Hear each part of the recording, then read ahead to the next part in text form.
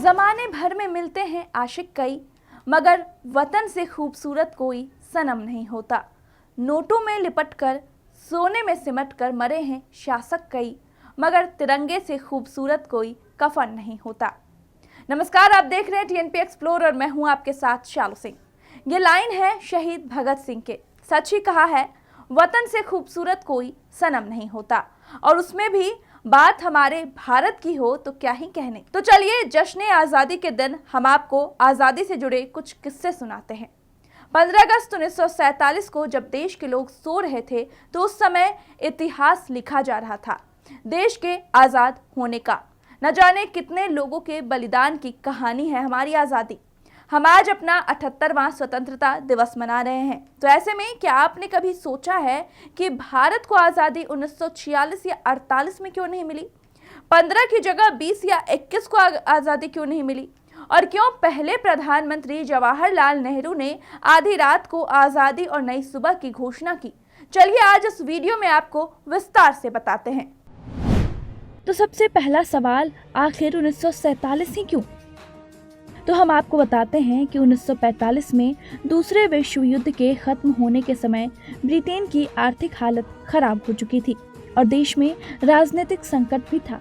ऐसे में 1945 में हुए चुनावों में ब्रिटेन की लेबर पार्टी को जीत मिली। लेबर पार्टी ने अपने चुनावी वादों में कहा था कि उसकी सरकार बनी तो ब्रितानी उपनिवेशवाद को खत्म किया जाएगा, यानी भारत सहित कई ब्रितानी गुलाम देशों को आज़ादी दी जाएगी। लेबर पार्टी की सरकार बनते ही भारत की आज़ादी की मुहिम शुरू हुई। 1945 में दूसरे विश्व युद्ध के खत्म होने के समय ब्रिटेन की आर्थिक स्थिति खराब हो चुकी थी और देश राजनीतिक संकट में भी था। जून 1947 में तय हुआ था कि जल्द ही यानी कि अगस्त तक भारत को शक्तियां हस्तांतरित करने की प्रक्रिया संपन्न कर दी जाएगी। अब सवाल था कि तारीख कौन सी होगी।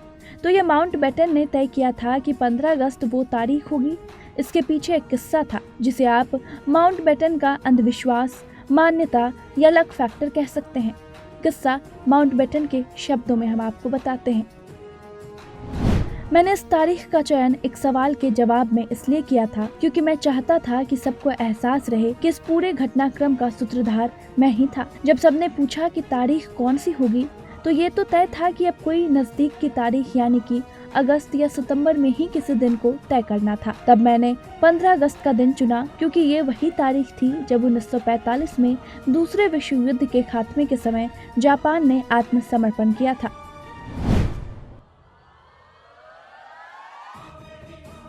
14 अगस्त 1947 को पाकिस्तान अलग आज़ाद देश बना। 14 और 15 अगस्त 1947 की दरमियानी रात 12 बजे नेहरू ने ऐतिहासिक भाषण देते हुए अंग्रेजी राज से भारत की आज़ादी का औपचारिक ऐलान किया। जैसा कि ज्योतिष विशेषज्ञ मान रहे थे कि 15 अगस्त की तारीख भारत की कुंडली के हिसाब से शुभ नहीं होगी, इसलिए ज्योतिषीय गणना के हिसाब से एक शुभ समय निकाला गया जब भारत एक स्वतंत्र राष्ट्र के रूप में घोषित हो।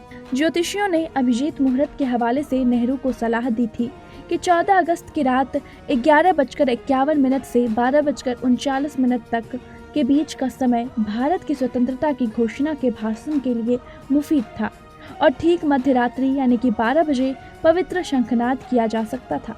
ज्योतिषियों का मानना था कि भले ही अंग्रेजी कैलेंडर के हिसाब से इस समय तारीख 15 अगस्त होगी, लेकिन भारतीय पद्धति के अनुसार तारीख सूर्योदय से बदलती है, इसलिए ये समय उचित रहेगा।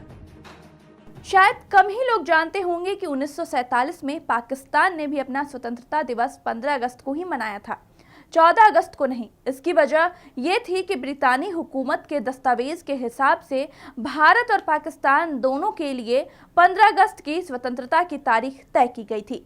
जिन्ना ने 15 अगस्त 1947 को ही पाकिस्तान के आज़ाद देश होने का पहला भाषण दिया था, लेकिन 1948 में इस तारीख को बदलकर 14 अगस्त कर दिया गया। क्यों?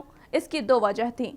एक पाकिस्तान के पुनर्विचार किया कि आज़ादी के दस्तावेज पर 1 साल पहले 14 अगस्त को दस्तखत किए गए थे, इसलिए तकनीकी तौर पर वही आज़ादी की तारीख थी।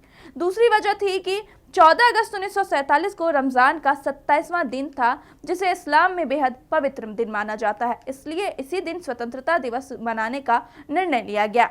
एक वजह जो प्रमाणित नहीं है वो ये भी रही कि पाकिस्तान अपना स्वतंत्रता दिवस भारत के स्वतंत्रता दिवस के ही दिन नहीं मनाना चाहता था। तो आज के इस वीडियो में इतना ही। कैसा लगा आपको ये वीडियो हमें कमेंट करके जरूर बताएं। बाकी कैसे और खबरों के लिए देखते रहिए TNP एक्सप्लोर के वीडियोस।